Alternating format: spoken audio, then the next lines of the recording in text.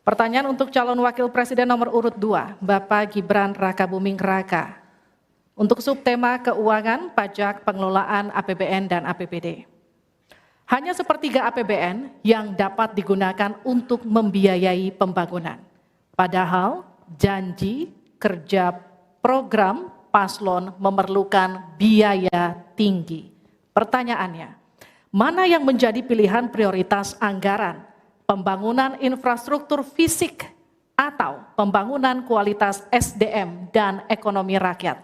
Waktu Bapak untuk menjawab 2 menit, kita mulai ketika Bapak mulai berbicara.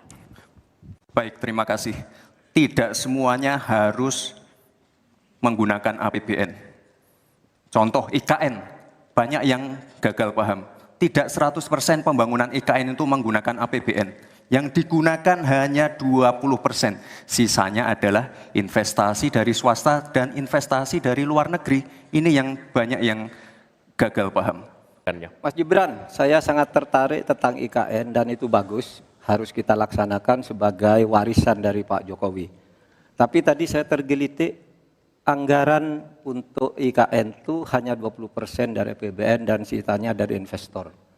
Sejauh yang kita baca, sampai sekarang belum ada satupun investor yang masuk ke sana. Coba kalau ada sebutkan misalnya 2 atau 1 gitu, investor mana yang sudah masuk ke sana.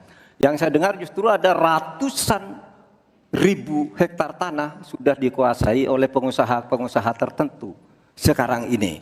Nah, saya setuju ke depannya itu agar mengundang investor, IKN harus diteruskan tetapi pendanaannya harus sesuai dengan tujuan semula, bahwa itu sebenarnya mengundang investor.